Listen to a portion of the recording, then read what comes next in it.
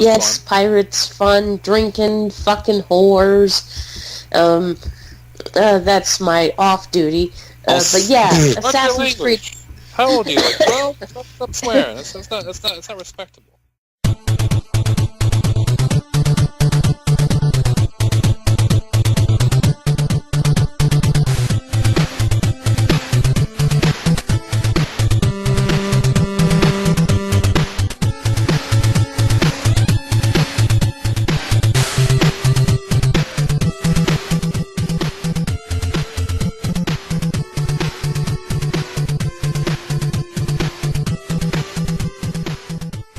Good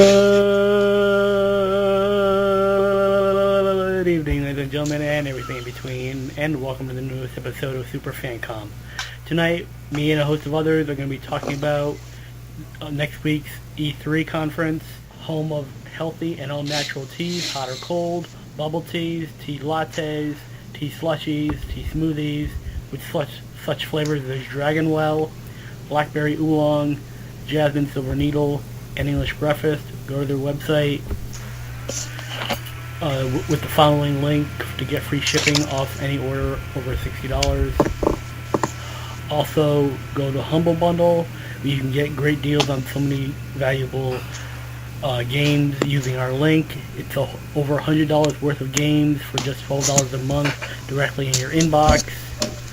Also,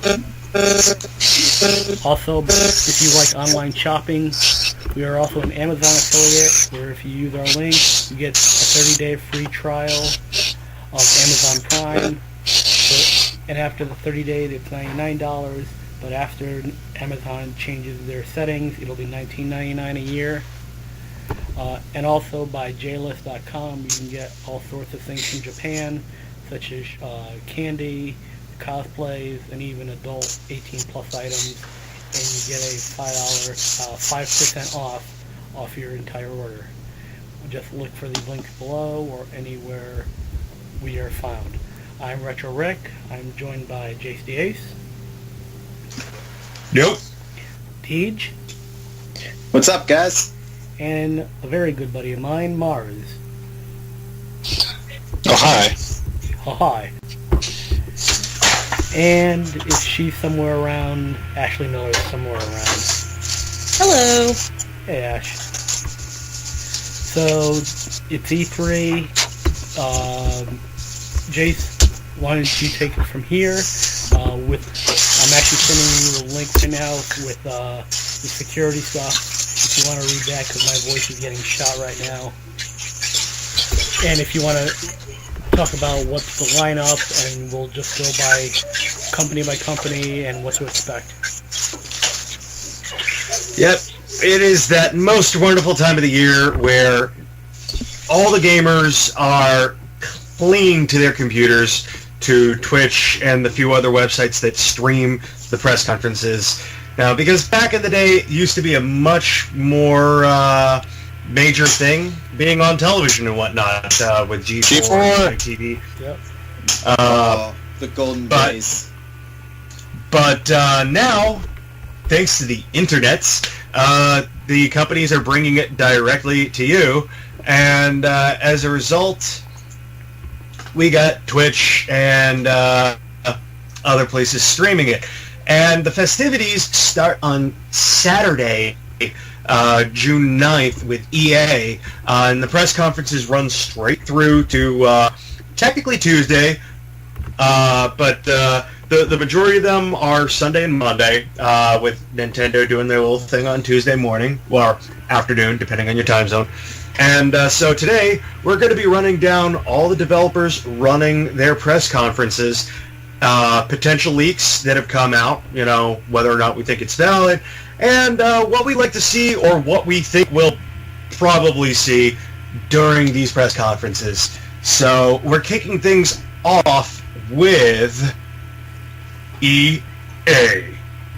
The two letters that most people absolutely can't stand. One of the few companies that people think are cancer in the gaming industry. Their press conference is Saturday, June 9th, 11 a.m. Pacific time, 2 p.m. Eastern. and they're the only one on Saturday. So if you miss it, well, Crisis 4 might come out. Can I take a moment to mention one of my favorite quotes ever that someone talked about EA was by the great and late Total Biscuit, where he was doing commentary on over one of their press conferences, which was the only reason I could watch an E3 press conference, and they were talking about a fighting game, and the guy goes, "We want to help you simulate what it feels like to get punched in the face," and then Total Biscuit goes, "Which is why you're watching the EA conference." So that EA and that was the day I became a subscriber to him. I'm gonna miss that man. Wait, what about freaking Battlefields and all the FIFA? So yeah, Battlefield 5 was announced, and all the men's rights type people and good guy fedora wearers, neckbeards, going ree behind their keyboards because, oh my god, it's a woman on the cover. Why are we complaining about realism in a video game? Especially considering that that's what these games strive for these days. It's not really realism. Like, women on there Battlefield, were no women served in World War II. They were back at home making parachutes and stuff like that. Did they actually confirm that Battlefront 5, though, is World War II? Oh, Battlefield 5? Yeah, Battlefield 5 is World War II, yeah. I know. The cover did not look like it to me, but...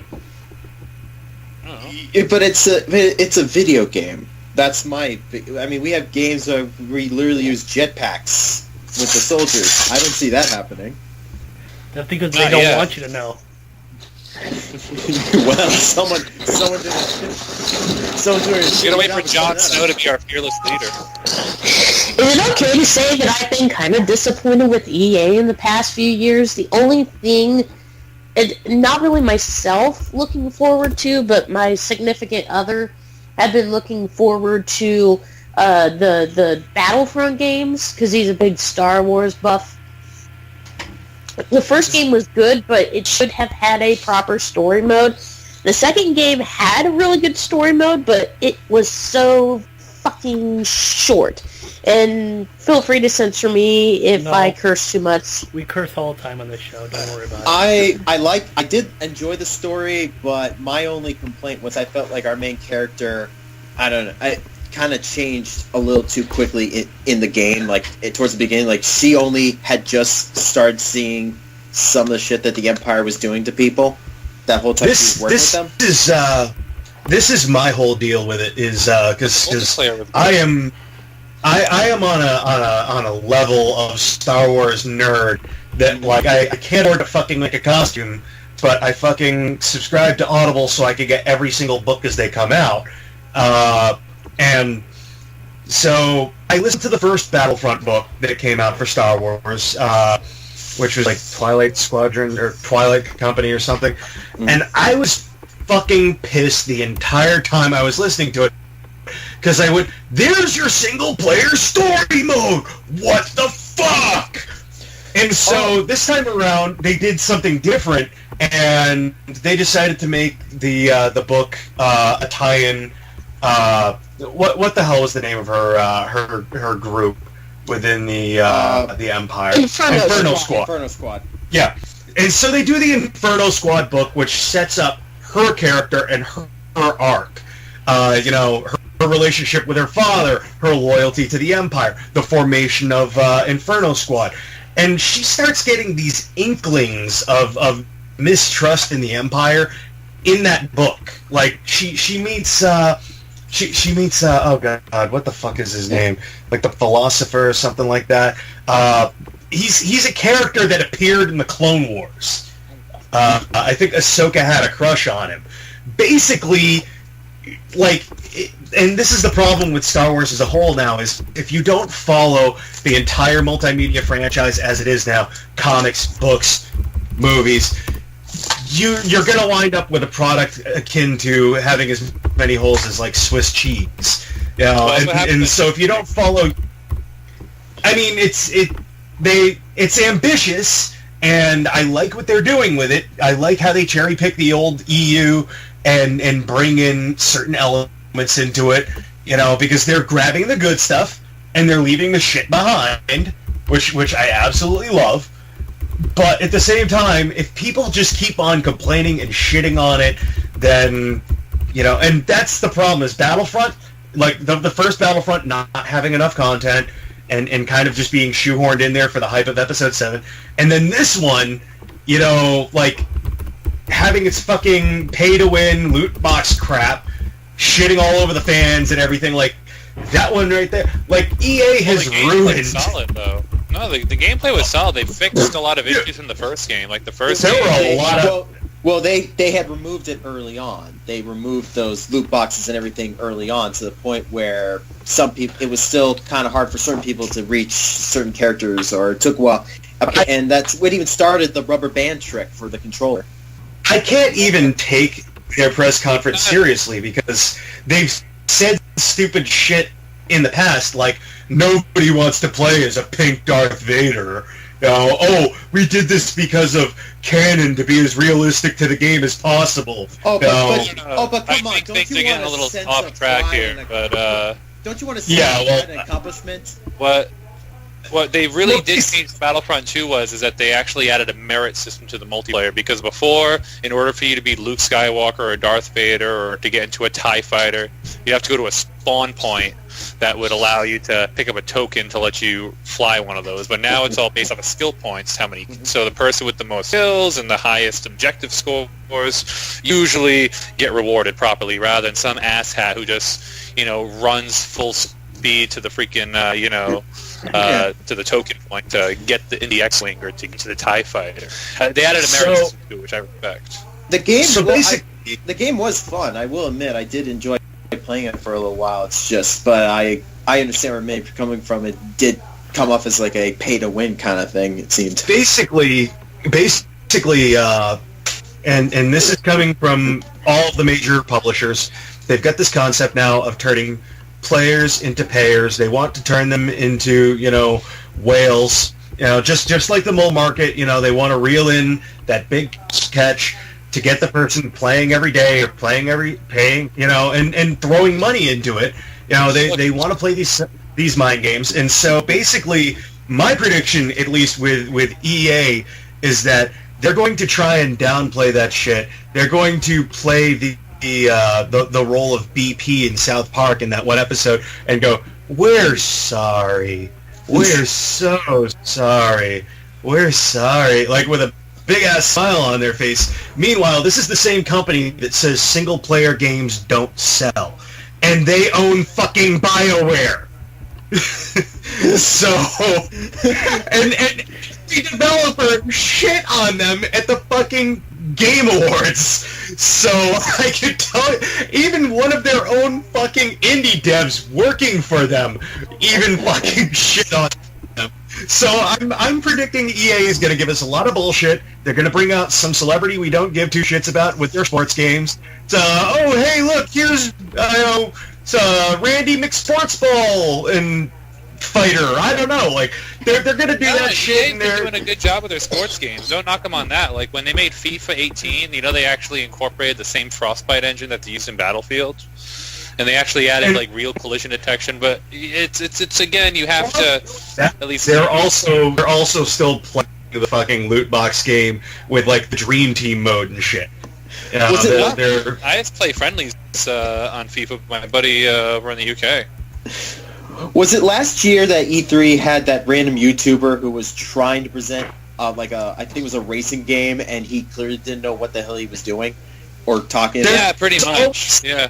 There's always I'm expecting that. My prediction is we're going to get some random YouTuber that we don't know who he is. He's going to stutter a lot. I'm actually expecting EA to be like ignorant about the whole thing. They're going to pretend it didn't happen, and they're going to try and maybe hype us up about Battlefront 3 because they already want to try and do that. So we're going to move on from EA, since I think we've shit on them enough. Let's save some vitriol for the other developers here. Nintendo.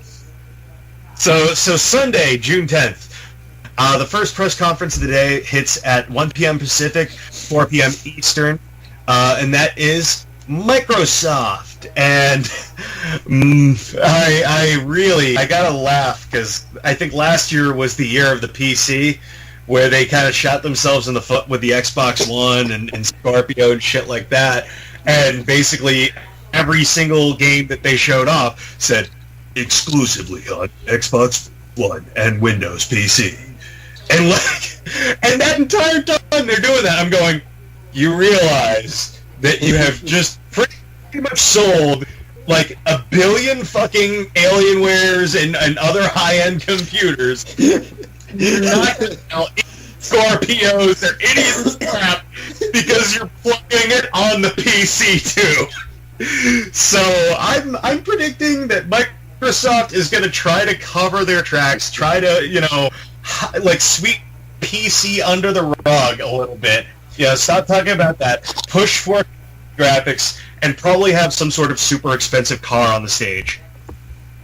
I'm hoping that they actually bring up exclusives that look like, that give me a reason to give a damn. Like, I finally just bought an Xbox One today. Not today, but a while ago. But I was only because it was on sale for like 40% off at Toys R Us. And I finally want to play Cuphead. That was the only reason I wanted an Xbox One. But no exclusives have really caught my interest yet. Well, there's two reasons to buy an Xbox One. Two reasons. Yes. Reason number one, if you have no other plans to actually, invest in a gaming PC. Second option, reason why you get an Xbox One is because you would probably want to play Bethesda games and utilize all the mods. I'd say, for someone who's a video game player and not a PC person, like for a console person, as far as exclusives go, Gears of War is a franchise that I do enjoy on Xbox. The only reason I bought a 360 initially was because they were actually getting the JRPG support early on with Mistwalker and some Square Enix titles and Eternal Sonata. So, I mean, like, that was the only reason I really had to have an Xbox 360. And so I have a feeling that Microsoft is going to, try to court people back into their little Microsoft zone, considering that the only game that they really had that could wow people and it didn't wow people was Rare's Pirates game, and that was it. Sea of Thieves. Yeah, that was really the only thing that they could. I really want that game. I need to play it. It looks so damn fun. I'll admit, it does look interesting, but I have never heard of that fucking game. Of Sea of Thieves? It's a Rare game. Yeah. So I kind of have a little high hope for it. Little. They're a far cry from what they used to be, unfortunately. Hence little.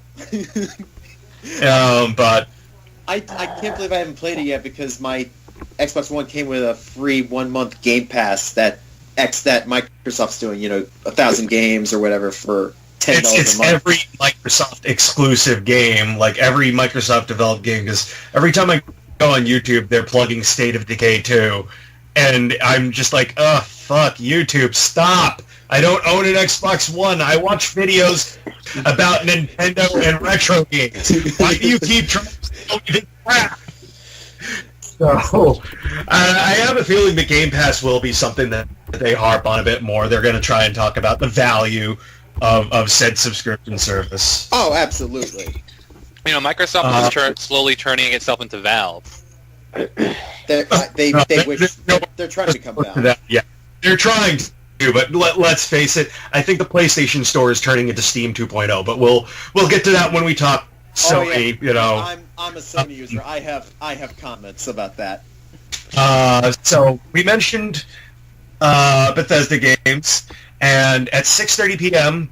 Pacific, 9:30 p.m. Eastern, we got Bethesda. This is, I think, the third year they've had a press conference. Third or fourth. I heard that Bethesda's actually dropping nukes to hype Fallout 76. They're dropping literal nukes to hype Fallout 76. So they've I'm so fucking hard.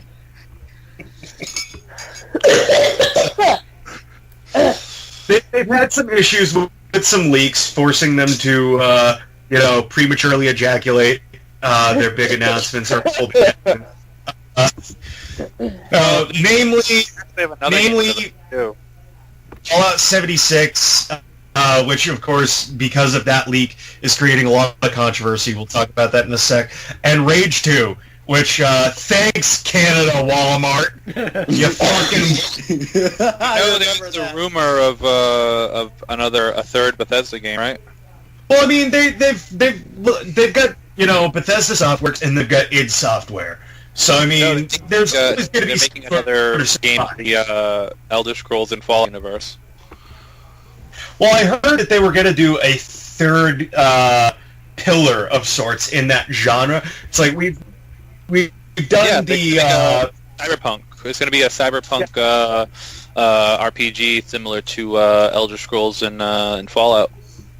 Basically, I feel like that's their response to kind of getting shit on a little bit by The Witcher 3, and the fact that they're working on a Cyberpunk game too. So I kind of feel like, what is it, CD Projekt Red in Poland and Bethesda are kind of having like a dick-waving contest, going like, my RPG's better than yours, and then BioWare's like, I remember us, and everybody just spits at BioWare and goes, you don't do anything good anymore, you're owned by EA! No, look, now, I'm shitting on every other developer that's not Nintendo. It's actually what Bethesda is going to be bringing to the table. We're shitting on everybody. It's not to be Nintendo. We're shitting on everybody. Everybody gets one. Yeah, but everybody gets Equal opportunity dumps. No, let's talk about it, though. Yeah. Bethesda, they pretty much, kind of inspire, like, a whole fucking modding community. Like, granted, their games are kind of meh at first, but, they allow, people to tweak and, add their own content to their games on, like, unfortunately, Sony doesn't allow all those mods to go on the platform, but... They basically allow the community to fix the games for them.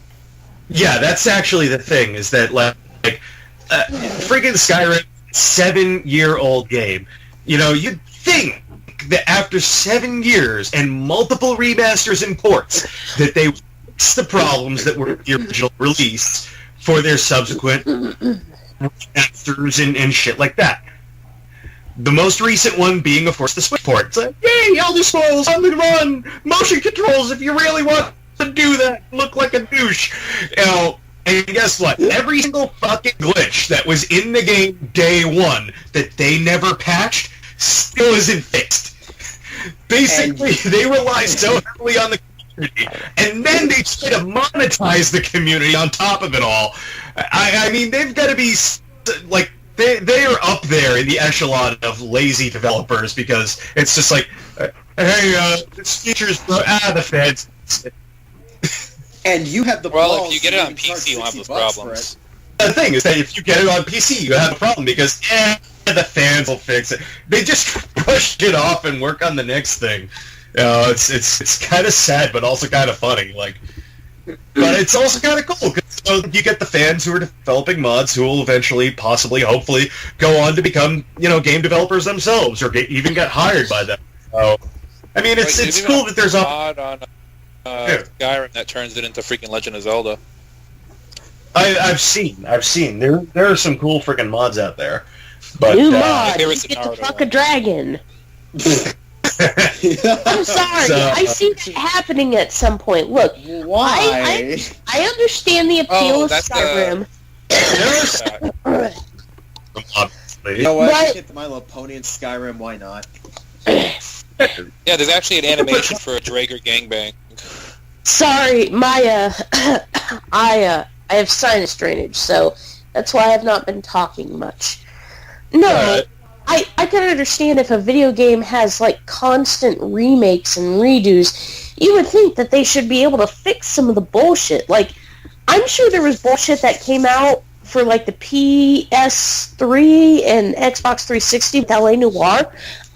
Playing the new version, there isn't very many glitches, so they must have fixed whatever the fuck was going on. Meanwhile, not Bloodborne, Dark Souls gets a remaster, and a lot of the shit that was in the original release still in the remaster, and the remaster just, you can see all the flaws. They did not really do much to the game except up-res it. So, yeah, cash grab. But we can talk more about that come Sony, given Bloodborne. Well, then I'm rethinking the Bloodborne remaster for the Switch then. So, watch Jim Sterling's review on it, because he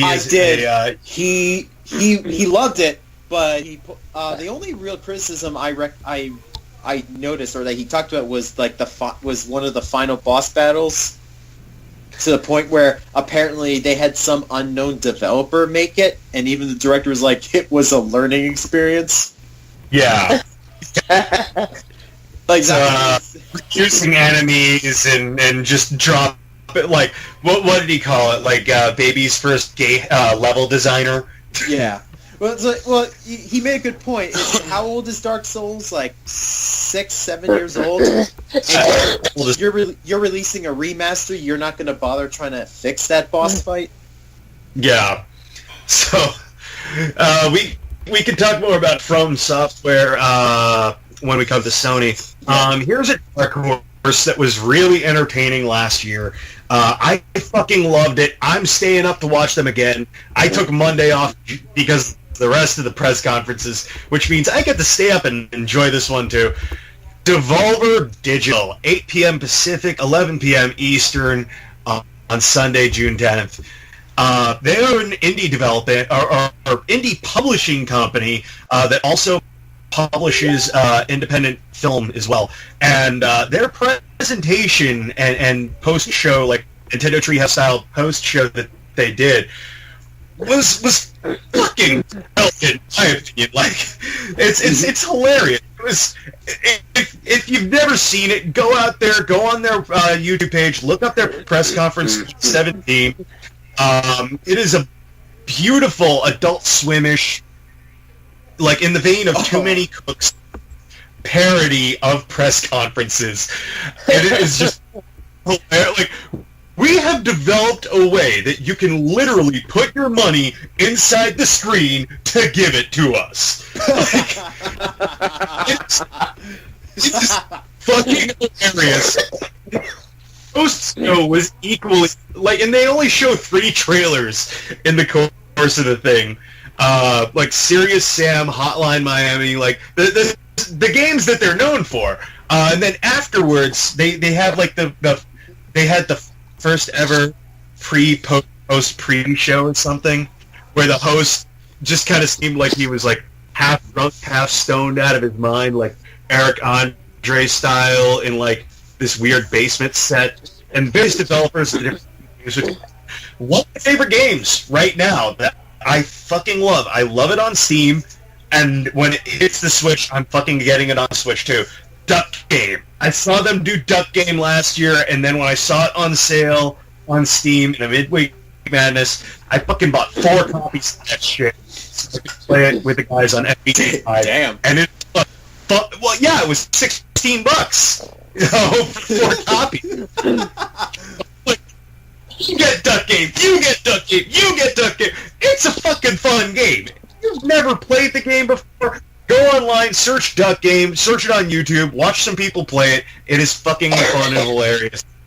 But basically, Digital publishes Adult Swim games, which of course they've been on a roll with Golf Story and Battle Chef Brigade, and they've got more coming too. Like it's bloody nuts.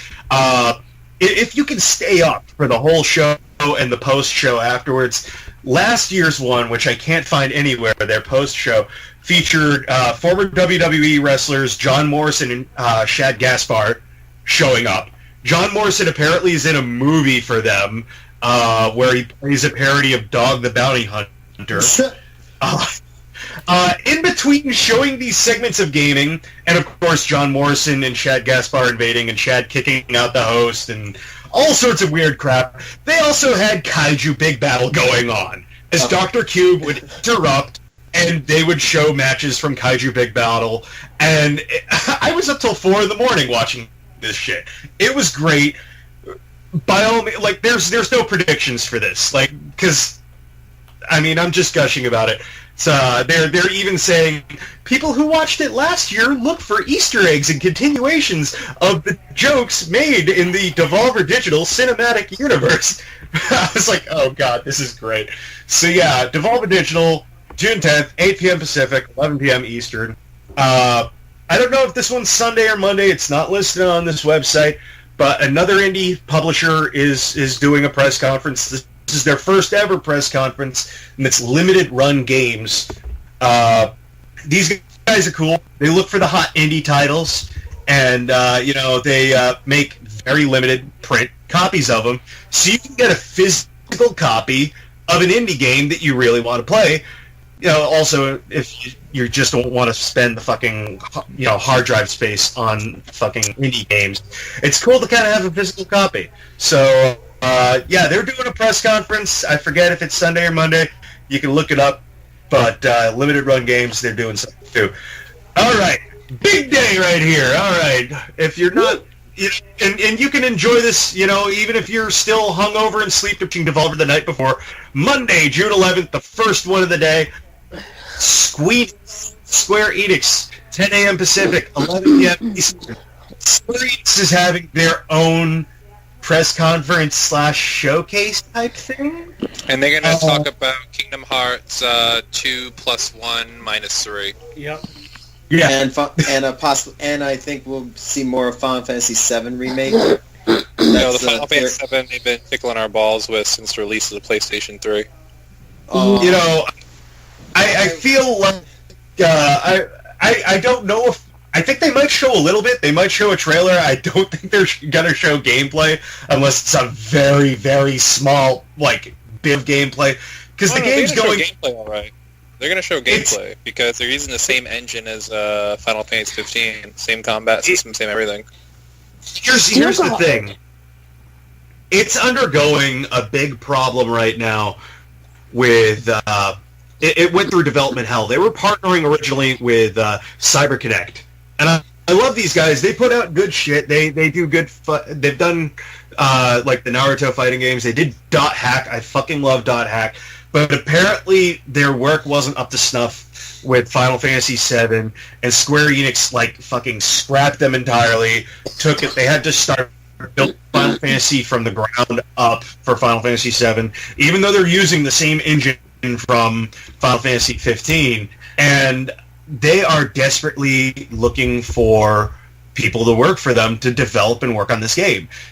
And I know Kingdom Hearts 3 took some of their staff away from it. Tetsuya Nomura's a divided guy, but I do expect to see some from them on that front.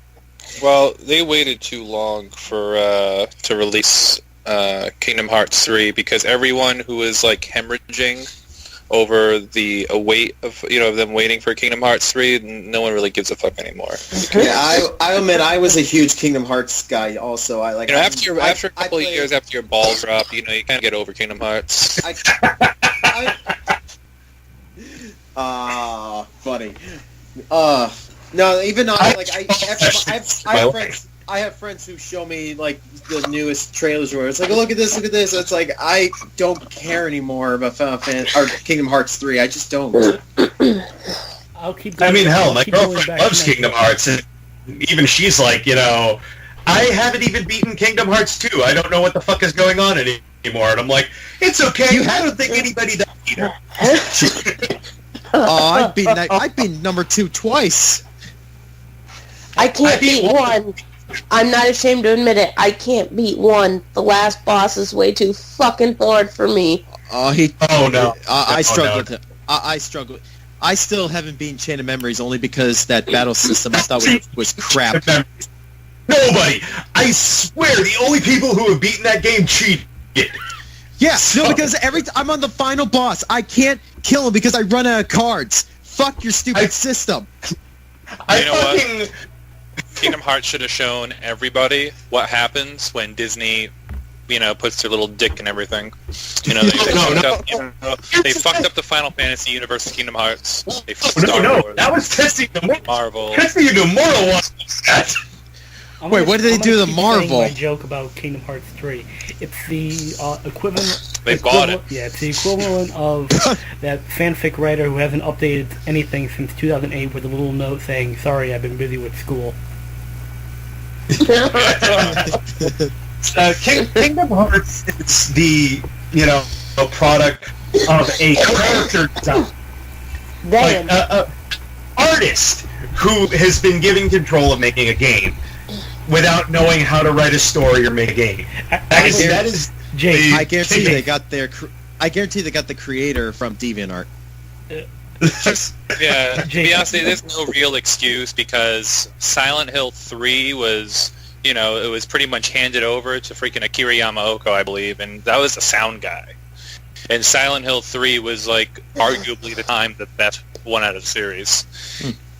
Arguably, you have two types of people. One who thinks that Silent Hill 3 is the best one, and one that thinks Silent Hill 2 is the best one. I only played 2, but I haven't played 3 yet. I got to play it one of these days. Never beat 3. So, we mentioned Square Enix. We think immediately of Square and Enix. We think RPGs. We think, there's going to be Kingdom Hearts, Final Fantasy, Dragon Quest, Traveler on the Switch, maybe something new from Tokyo RPG Factory. We also tend to forget they bought Eidos. So what else is in their bag of tricks? Tomb Raider, Hitman. Personally, I would fucking shit a monkey. I would shit a monkey if they announced a new Gex game.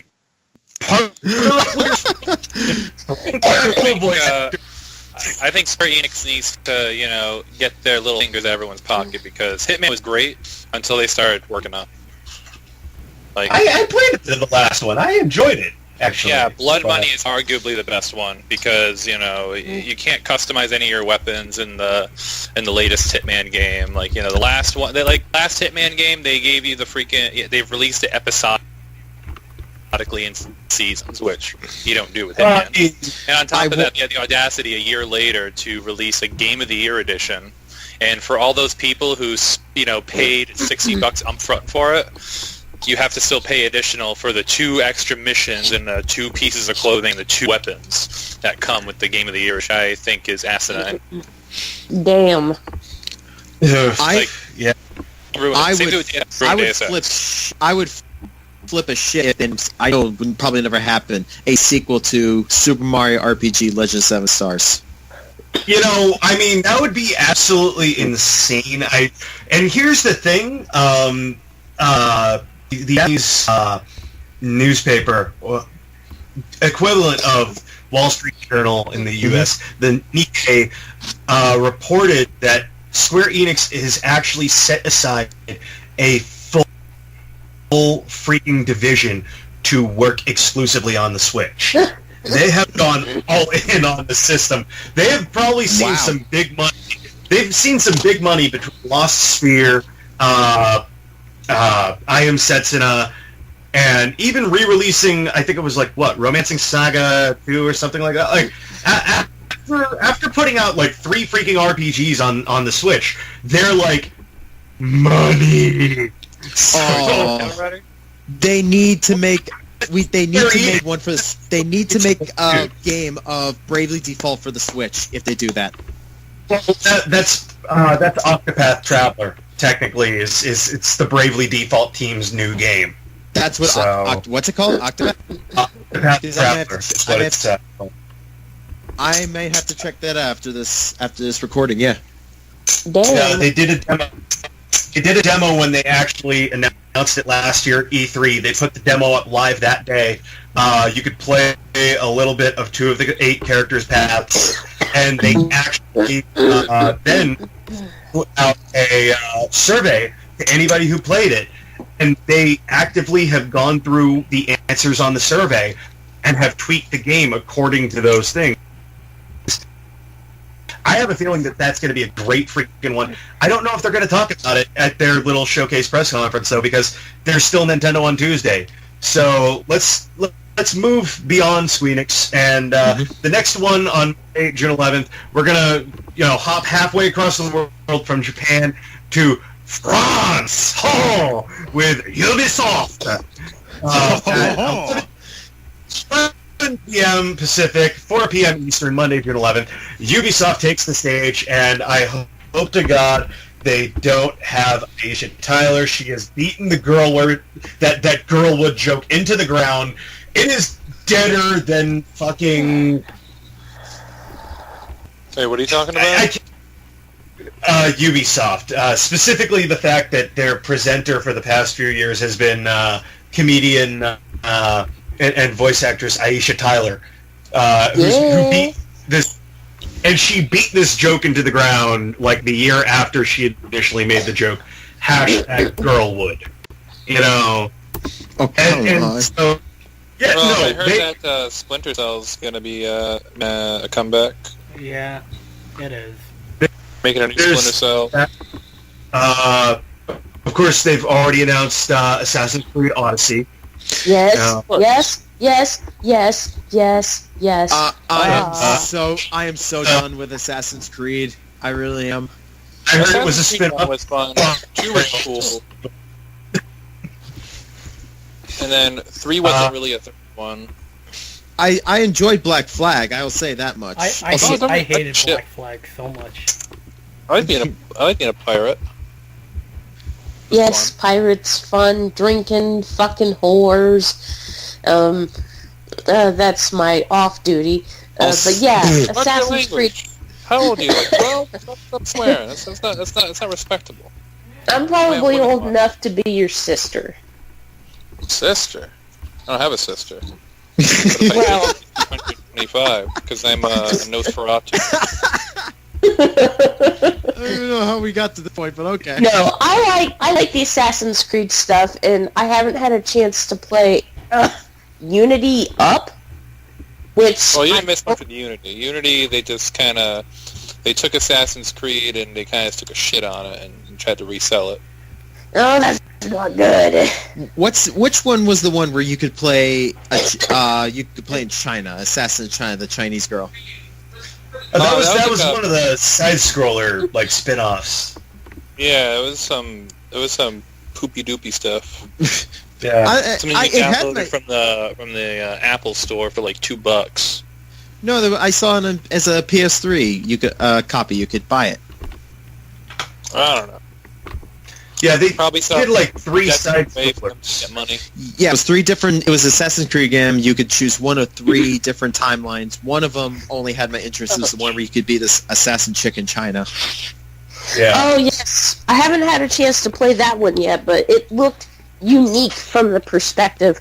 But I recognized at least probably 1 or 2 of the assassins that were involved in that game, because they had a lot of storyline stuff. Ooh, I am trying. Been there. I had food poisoning yesterday.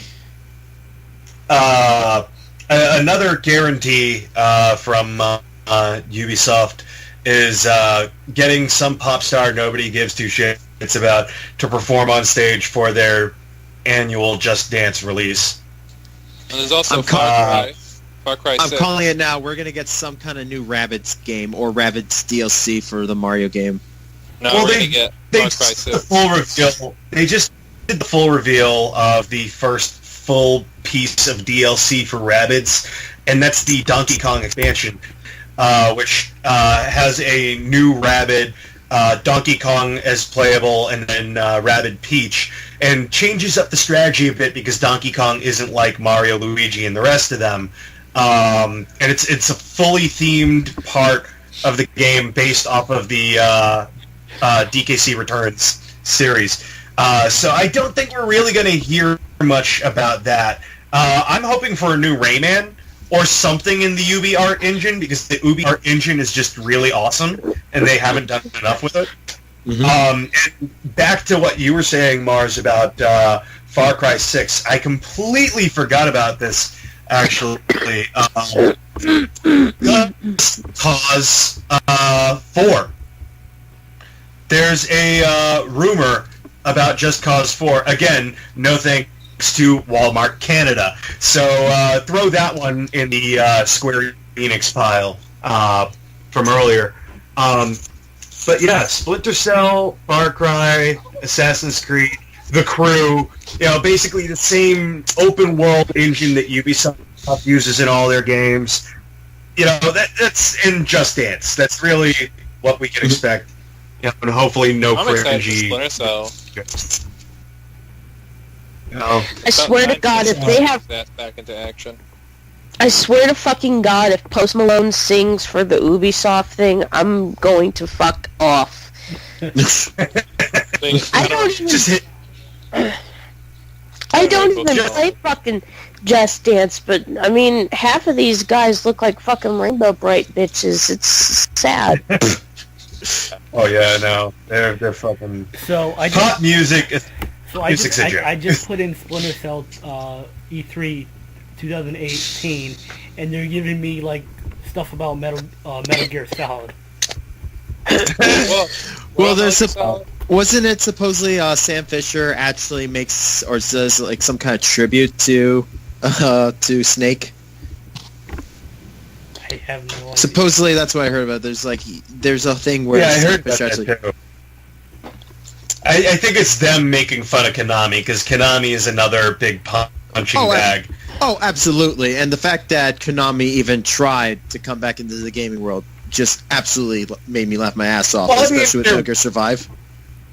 If they want to make nice, they can make a true HD remake of Silent Hill 1.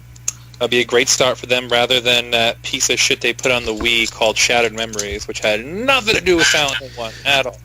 Oh man, What's it? Didn't Del Toro say that the new Silent Hills game is basically complete? Not really. Yeah. I thought it was. Release it because they'd have to credit Del Toro and Kojima, and it'll be a cold thing in hell. The rumor is that Death Stranding is Silent Hills. That's the rumor that I'm hearing. That while they were working on "quote unquote" Silent Hill, they were really working on. I hope we know more about the story, because I've watched that trailer twice, the last one they had released, and I still don't know what the hell's going on. Like people holding these babies and they're trying to protect them.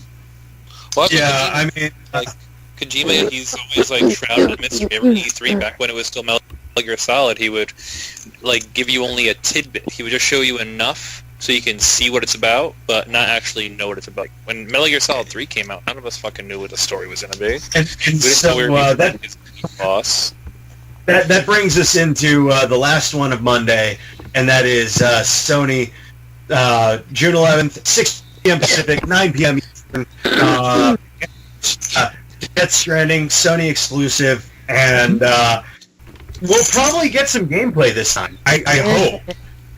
Now that I believe they're done with motion capture, because I know Norman canceled his Rhode Island Comic Con appearance last year to do mocap for Death Stranding.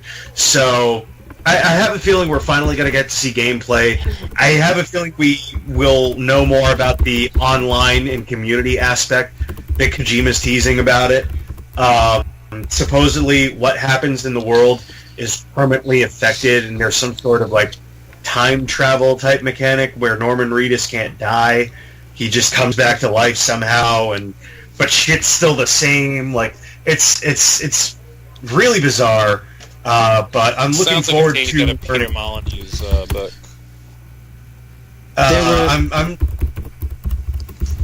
Go ahead. I was going to say, there are two games, if this is true, it was like a rumor I heard that got me excited. One is Bloodborne 2, because I really liked the first one. And then another one was Resident Evil 2, they're remaking it, which I'm very interested to see.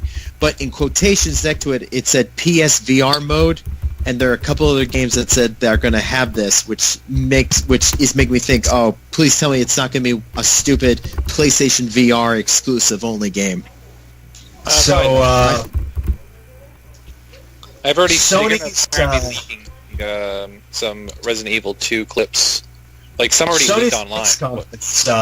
Well, yeah, their press lineup has supposedly been leaked. We'll see how how close this is to what they were talking about. First off is Ghost of Tsushima gameplay,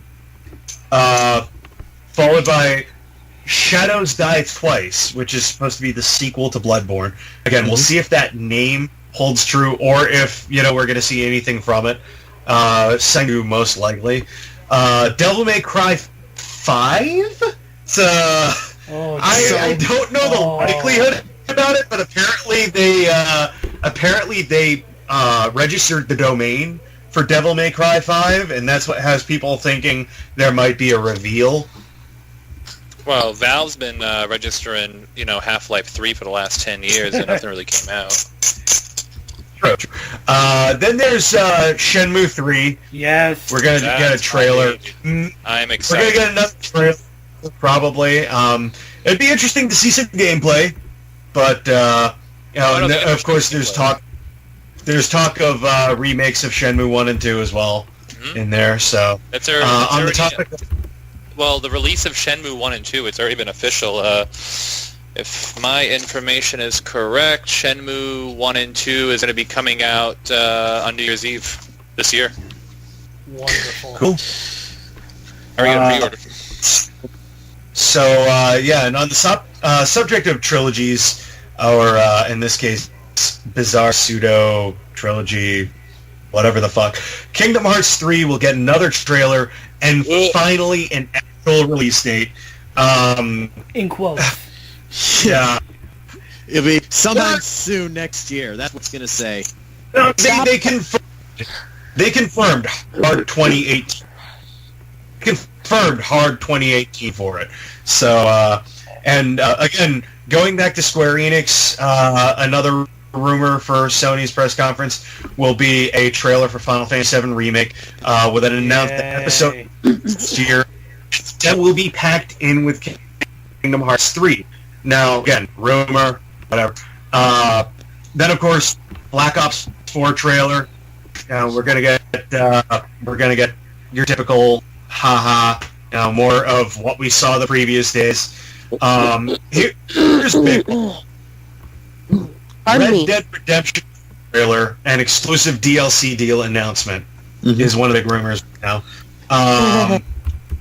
Then we're gonna get, this is predictable, a showcase of PSVR stuff, because again they're gonna try and push their bizarre second tentpole that never seems to work out for them, just like they did with the Vita and the PSP and the Move. Then something like Concrete Genie. Followed by Medieval, which supposedly will have an October release date. Gameplay from Death Stranding. Oh, so they're remaking it? Yeah, no, that was announced a while back. In fact, I think they announced that last year, but I'm not sure. Can't remember. We're going to get another trailer for Spider-Man. I cannot wait for that. Trailer for something called Dreams. Trailer for Days Gone, a new Blue Point remaster, and then they're going to close it off with Last of Us 2. This sounds highly probable, although the one issue I have is, of course, when developers have their own press conference and their shit gets rehashed at another press conference. It just leaves you kind of rolling your eyes and going, yeah, we saw this already. Fuck, shut up. Or it's like, what was the point? But Sony has the biggest show floor this year, according to the E3 map. So there's definitely going to be a sizzle reel thrown in there of third-party games too. It'll be interesting. It'll be interesting to say the least. This brings us to the final day of press conferences and presentations, and that is, of course, Tuesday, June 12th, 9 a.m. Pacific, 12 p.m. Eastern, and that is Nintendo's, whatever the fuck they're calling it these days. Not Nintendo Direct. They have some sort of special name for it at E3. Well, they've been highly entertaining in the past. I loved the fact that they worked with Robot Chicken and the Muppet Studios for two I of love their... them.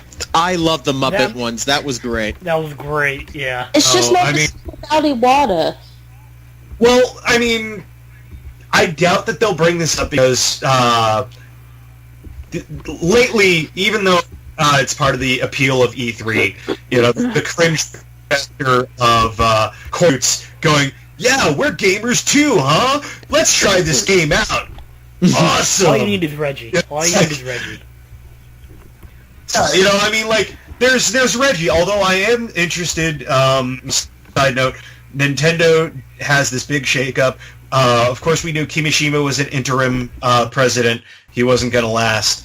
The new president of Nintendo is a former head at Game Freak and a former developer as well. So we might have an Iwata 2.0 type situation going on.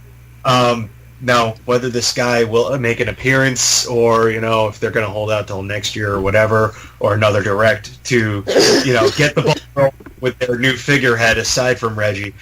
I mean, all you really need right now is Reggie and maybe Bill, for the presentation. Nintendo's another one who's a victim of leaks, supposed leaks. And these are some big freaking names. If Nintendo got these names, like these games, this is the shit that people have been begging for, and the shit that's relevant these days. That will freaking knock most people's socks off. And some of these have been somewhat confirmed. So ignoring Nintendo for a moment, looking at the third parties, because this is what will make or break them. Third parties, Dragon Ball FighterZ. Yeah. Yeah, I knew it was going to come to the Switch. I just knew it. And then, of course, we got Monster Hunter Generations Ultimate. Yeah. You're gonna get Fortnite too. That's a big one right there. Fortnite hitting the Switch. The look screams Switch aesthetic, and it's like the most popular game on YouTube, practically on the planet right now. Yep. Hashtag Fortnite. Hashtag Fortnite. Gotta get those views. Hashtag Fortnite. Hashtag PUBG. Hashtag they stole from PUBG. Question mark? Oh. Hashtag zero fucks given. Yeah. That is a situation where even if they won that lawsuit, they will lose. Yeah. So yeah, Fortnite, most popular game. This one has been probably confirmed just due to the fact that a rating has popped up on the Korean ratings board for Fortnite on Switch. So yeah. Of course, FIFA. We're gonna get a popular game, FIFA. Because EA didn't talk about it enough. So let's throw it into the Nintendo. It's the same game, just tweaked a little bit. I don't know much about this one. It's an indie game. Apparently, it's really popular. Killer Queen Black is another one rumored based on the leak. I've never even heard of that one. Killer Queen Black? Killer Queen. I have to look it up after. Kind of curious about it. Killer Queen has no It's another weaknesses. game I'm going to look up after this. Another one that I don't know anything about that I'm kind of I want to look up. Starlink Battle for Atlas is another. This one is going to be a big one for Nintendo because, of course, it looks like at this point, Active Blizzard is not going to release Overwatch on the Switch. Sad emotion right here because I've been wanting to play it and don't own a PS4 as much as online games. Mm-hmm. But we're getting the next best thing, and it's free to play. We're getting Paladins Champions of the Realm, apparently, according to this leak. And this isn't even based off of the press conference being leaked. This is based off of a supposed leak about what is going to be on their show floor, like how many of each they're going to have on displays. And Overcooked 2. And then supposedly there are 4 more games So 3 are unannounced Switch ports, and 2 are unannounced completely. That's dark horses in and of themselves right there. What I'd like to see out of this, I would fucking kill for my Switch. If they get bored, like I fucking own it on Steam, I fucking own it on PS3. I bought multiple copies because it's me and my girlfriend Marissa love playing together.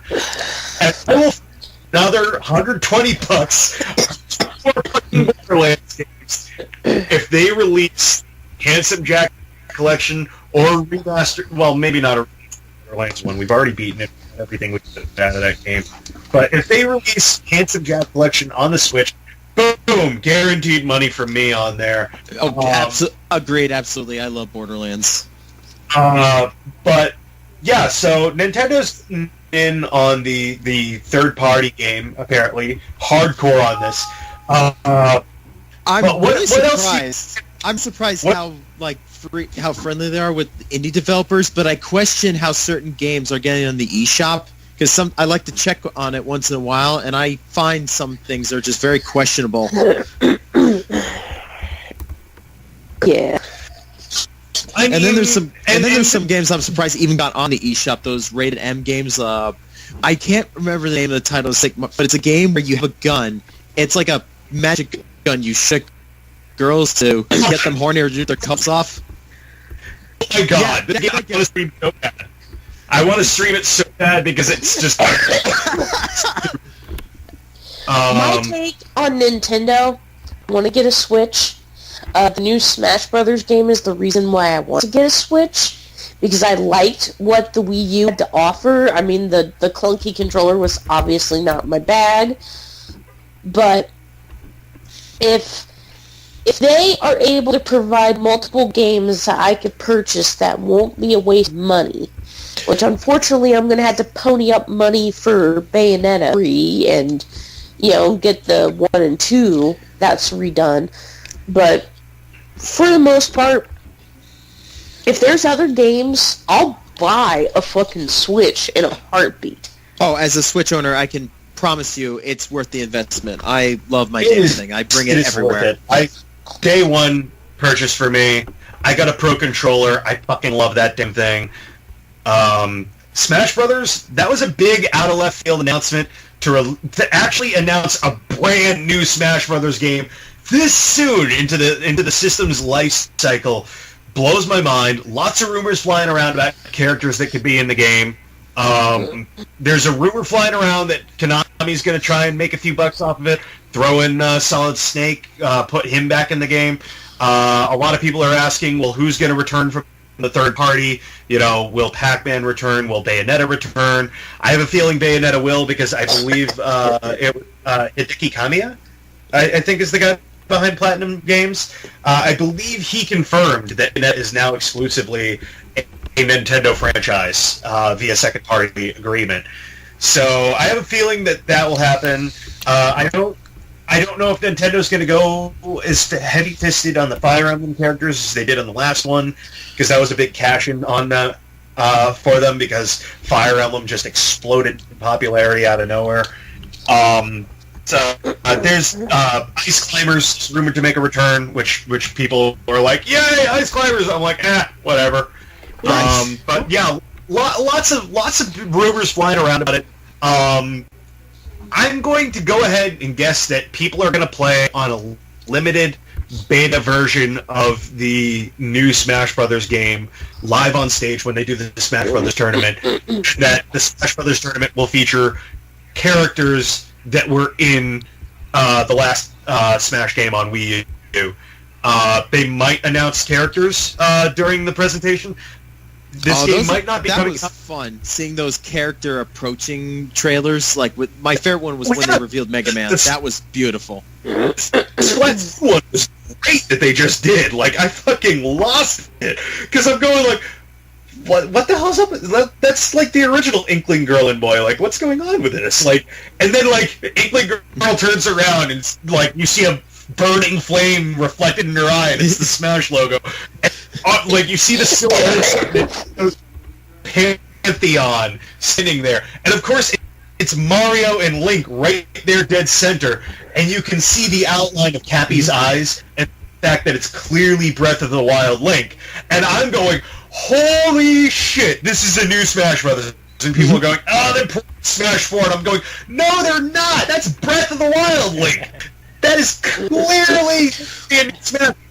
That's how they're making it stand apart. Like, so there's going to be a lot of hype for it. I have a feeling they're going to give it a December release date and that they're probably going to do a video a month revealing more guest characters. There will definitely be a Season Pass DLC like they did with the last game, which will bring in even more third parties. I would love to see Simon fucking Belmont or Trevor. I was just thinking that. If Konami really wanted to try and like make me actually like him slightly more, put Simon Belmont in the next Smash Brothers. Make sure it's the version that looks like the Super Castlevania 4.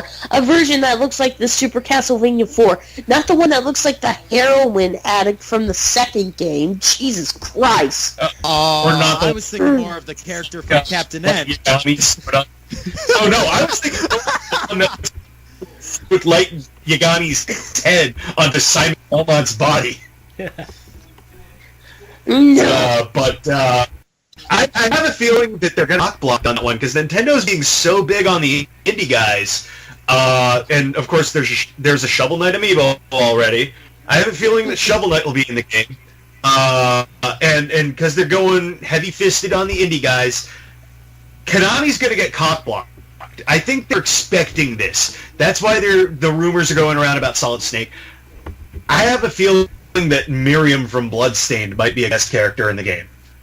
That'd be amazing. That's just me freaking, dream, like in a fever dream. Yeah, because Bloodstain is... that demo, Oh, God. That demo alone. That demo was amazing. I played it near Comic-Con. It was great. Oh, God. I didn't get a chance to play the demo at PAX East. Of course, I got Curse of the Moon. So nice, I double dipped. I got it twice, because I backed it up. And then I was like, fuck it, I want this shit on my Switch, not just on Steam. So I mean, I fucking got to the moon twice. The beta is coming out for backers during E3. I kind of want to stream it, although I don't even think my computer can handle the game. But I have a feeling that we're going to get a lot of guest characters, either as supports or actually characters in the game. Smash Bros. Is going to be a big one. Of course, they're probably going to talk about the new Yoshi game, too, which I think is supposed to come out this year. New Fire Emblem game, probably talk about that one, too. I don't know if this is true. One rumor I heard, it was they're going to try and make a racing game, but with Star Fox.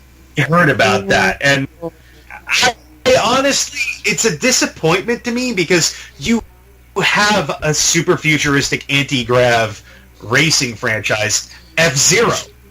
Which they need to bring back. How are you going to fucking do it with Star Fox, especially after you painted the Star Fox name? Oh my god. That's our planet with that steaming pile of fucking trash, Star Fox Zero. Who thought that was fun?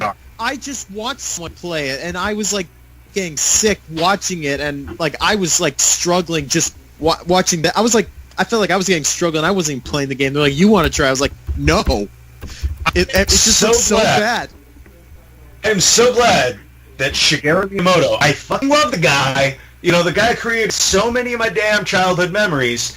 But for the love of God, I'm so glad that he is now sitting back in a mentor and no longer directly dipping his fingers into these games, because I'm pretty sure that he was the one going, oh, this will be fun. Ooh, look at me, I'm flying. I don't know why I'm making Shigeru Miyamoto sound like George Takei, but I admire Nintendo for trying out different things, trying to be innovative, but at the same time, they just need to know when to stop. You fly too close to the sun and you burn your wings off. And that's lesson learned with the Wii U, and it's the lesson learned every time Nintendo falls, like they did with the 3DS at launch with the high price tag, or the Virtual Boy, or the Power Glove. If they had not done the ambassador program, what they did with the early release of the Nintendo 3DS, I would have been so pissed, and so many of others would have like just shat Nintendo. Yeah, and the thing is those Game Boy Advance games never came out on the eShop. And the reason for that is supposedly they could not emulate the Game Boy Advance in the form of an actual virtual console style thing. So those Game Boy Advance games are actually running as advanced cartridges. You can't hit the home button and go back out of your Game Boy Advance game. You can't save state. They are fucking full-blown playing on the 3DS. So, yeah, that's a fun little interesting thing. Virtual console, everybody's begging for it. I don't know. Their online service, $20 annually, ability to play NES games online with people, kind of cool. I like that this whole being able to play a game online with people. Because friends and mates and shit that I want to play with. And, I can't just pop off a Joy-Con and go like, hey, let's play some Mario! Like, no, what am I going to do? Throw a Joy-Con halfway across the streets?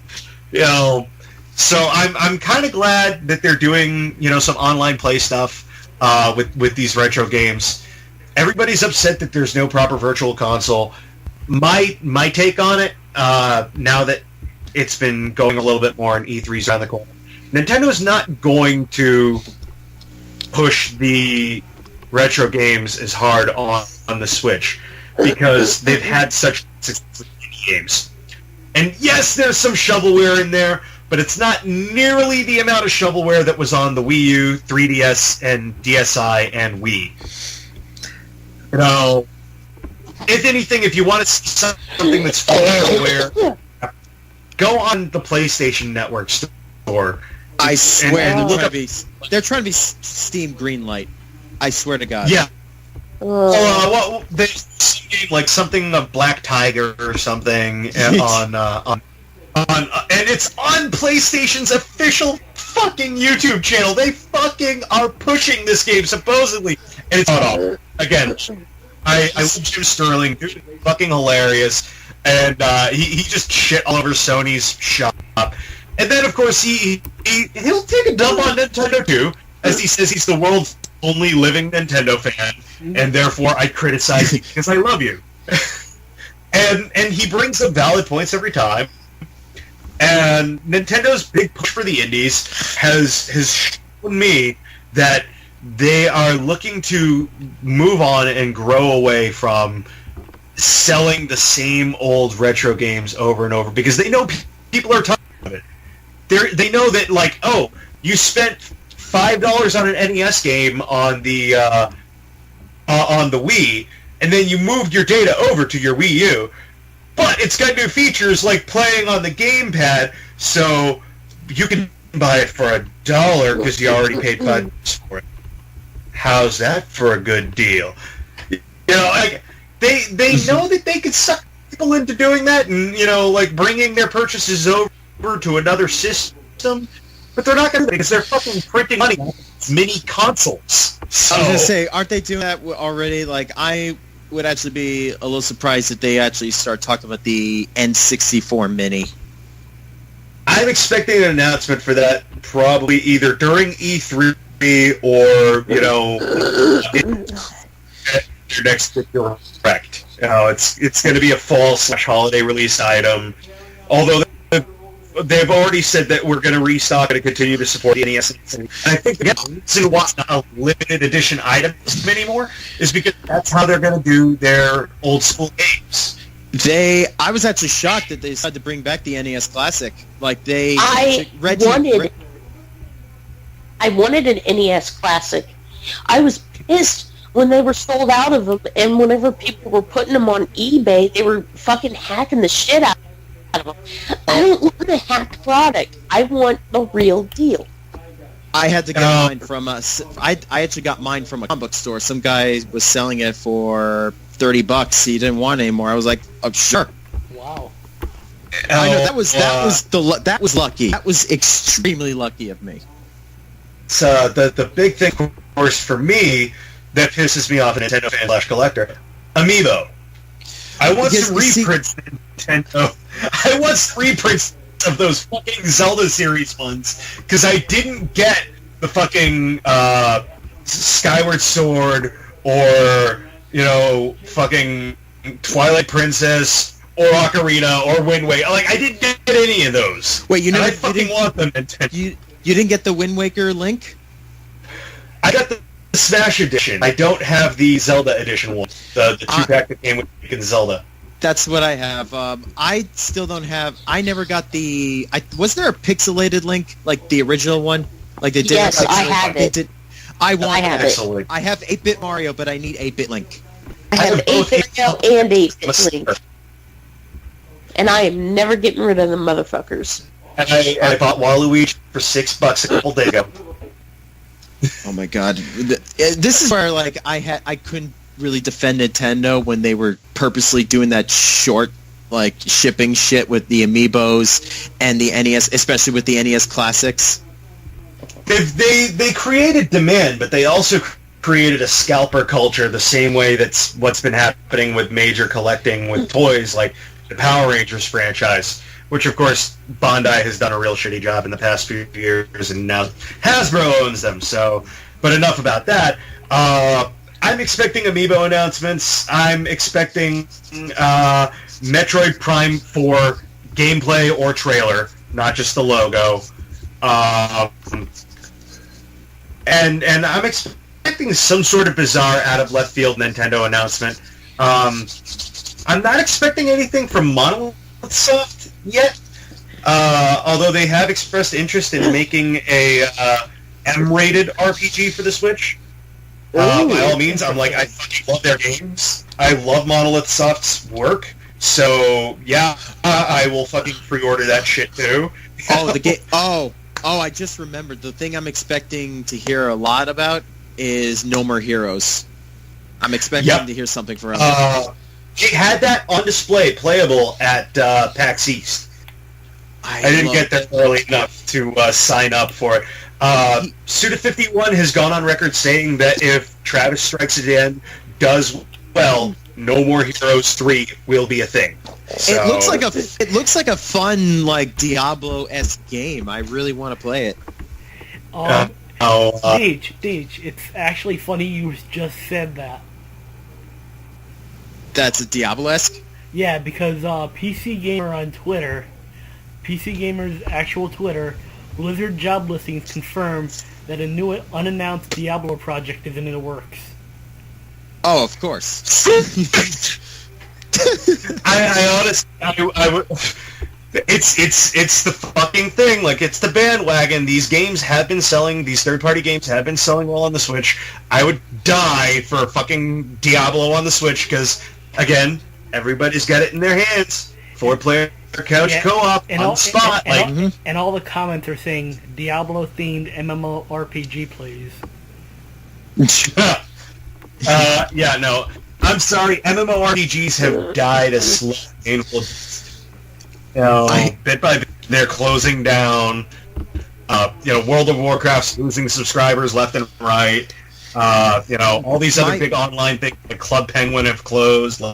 Friends of mine who used to be diehard fans of World of Warcraft, like, you could not pry them off the computer if you try hard. Don't even touch it anymore. They even mention it. Yeah. And I also feel that League of Legends and Dota kind of have taken a big chunk out of that. Oh, yeah. Hey, also, don't forget E3, all the Battle Royale games. Oh, yeah. Yeah. Yeah, it's the newest trend. Yep. Yeah, that's all they're doing now. I mean, like, look how it worked well for Boss Key. I'm assuming you guys know what I'm talking about, or no? It sounds familiar.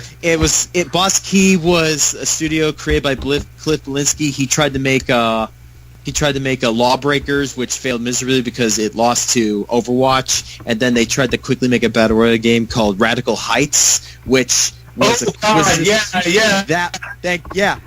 and obviously it failed miserably also, and Cliff had to shut down the company. Yeah, no, that was hilarious. So, oh my god, Radical Heights. That reminded me of that game that came out on like Xbox One, where like I think it was done by I can't remember the name of the developer, but I think it might have been the guys that did Ratchet and Clank actually wound up making that. Whoa. Yeah, the only good thing that say company for me, Radical Heights, was introduced me to Crazy Licks. Okay, so I just looked up Starlink Battle for Atlas because I was trying to remember what that was. This was really reviewed or previewed at E3 last year. It's actually, and I can't believe they're trying to do this after everything else has kind of fizzled out.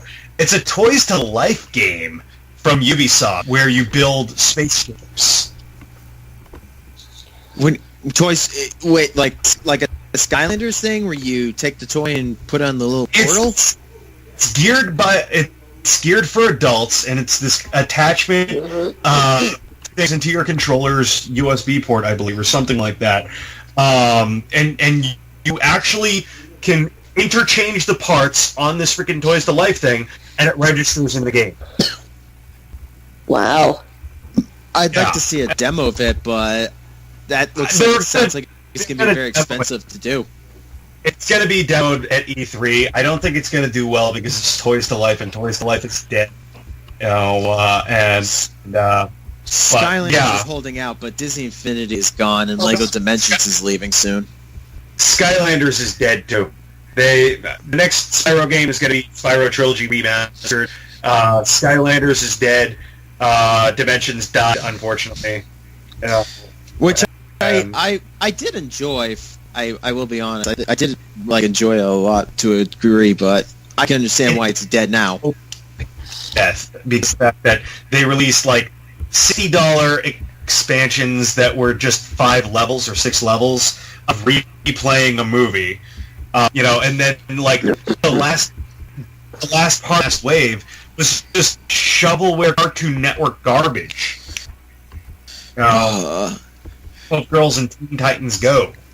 I just never get in tension. This game could look capital, but I didn't want so much fucking money for all those different add-ons.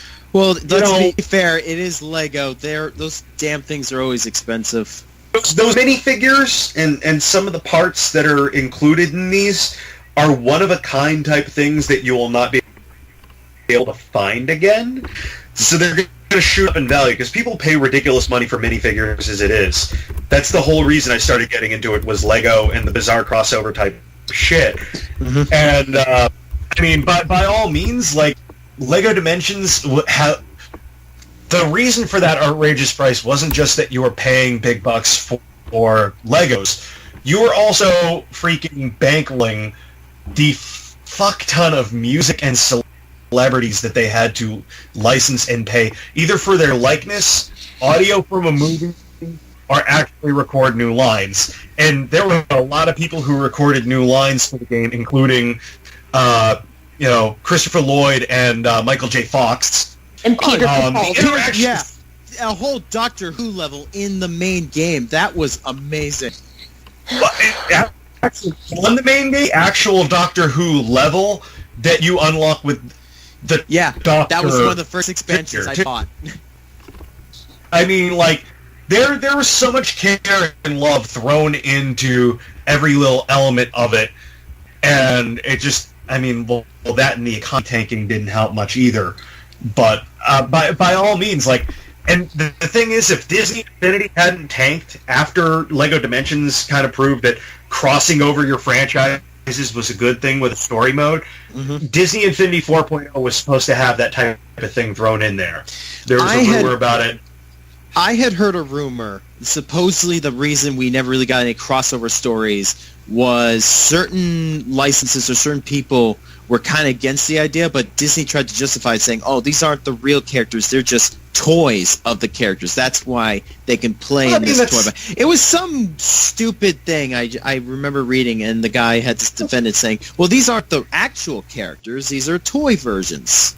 It's Smash Brothers. You know, they're toys. We're trophies. You know, like that. It's perfectly good logic. You're buying fucking toys and you're putting them on the thing, and then you play with them, and it makes sense. Makes sense. But yeah, Toys to Life game. That's interesting. But yeah, Nintendo's the last one, and I mean, we know some stuff. The rumors, though, are really the big ones for them. I mean, if this turns out to be true, at least with like the Fortnite and Monster Hunter and those games. Fortnite. So check it out. Hashtag Battle Royale. Hashtag Fortnite. Who fucking cares about this Fortnite? What is this Fortnite? This is bullshit. It's Battle Royale, but essentially on planet Venus, I think. And like you. Well, I just watched the game theory videos about it. Like, there's secret lore behind the game. I played a couple times. It's you fly it. You literally go on a flying magic school bus, drops you off on an island, and it's basically like Battle Royale, that movie, and you fight till you're like the last person there. Ah. And their gimmick whole thing is that makes it different from PUBG is you can literally build like endless forts, barricades, or ladders that will endlessly take up to the sky, so you can like fight people and get more craft. They try to incorporate Minecraft into it. Yeah. So, do you remember when the kids tried building a stairway to heaven? 9/11, 9/11. Oh dear God. But thank you, South Park. Thank you. That is. Free still has some surprises up its sleeve that we're just gonna have to wait till this weekend into Tuesday to really get the full picture of it. I'm fucking excited. Like, I wasn't really hyped last year, aside from Nintendo, because the Switch was only like 3 months old at that point. Mm-hmm. But this time around, I am like. Some of these rumors are so bombastic that had me going like, wow! I mean, hell, even just the rumor of Devil May Cry 5, the fact that to original Dante and not reboot Dante, like... Weeb Dante. What was with that scene? Hell if I know. That might have been I Team erased Ninja. most of it from my memory. I think that was Team Ninja's way of telling the OG fans that were like wanting the old school Devil May Cry to eat a dick. I love how out of nowhere, just some like broken lumber and then a random white wig. It's like, I'm like, what the fuck? I thought like the whole thing with that I've wiped most of it from my memory because of just the gameplay was at least fun. So I have a feeling like Ninja Theory just...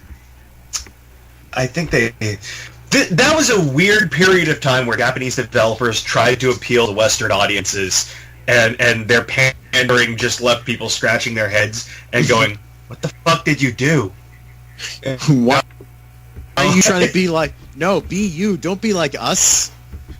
Square Enix went through that really awkward phase right before they bought Eidos, where they're like, let's make this game Nier, but instead, for America, let's make the protagonist this fuzzy old muscle dude, because it's America. You know? And then they put out that weird game Mind Jack. Oh, God. Where it was God, that game.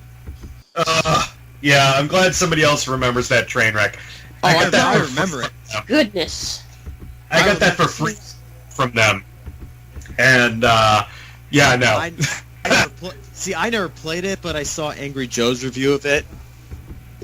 But oh no, the only reason I played it is because I got it for free, and that's because it was a consolation prize of sorts because the game that I was supposed to win wound up getting canceled in development. So they sent me literally every game they ever produced for the Xbox 360. Really? And wow. Yeah. That? Yeah, and a brand new Xbox 360 on top of it all, which I my girlfriend wished. I'll be fucked. You lucky. Oh, fuck, that's icing on the cake, you know, and of course none of this is relevant to what we've been talking about, but icing on the cake was a trip to California for the weekend to record vocals for a song for that game that got canceled. Oh yeah. Oh. Oh yeah. I had a baker. I still love that story.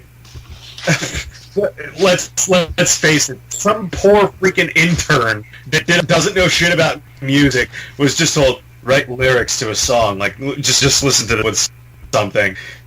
I'm fighting and use words like cantata aficionada. Here I am at Camp Granada. Hello, Fada. Marz, would we say at Camp Granada? That's what I'm doing. And the best part is the guy who was bringing me in the booth agreed that the lyrics were awful, and you know he was in communication with the actual composer, and the composer was like, "What the fuck is going on with this?" Like the composer hated the lyrics. It was hilarious. We'll put this one at one since this one is not as full.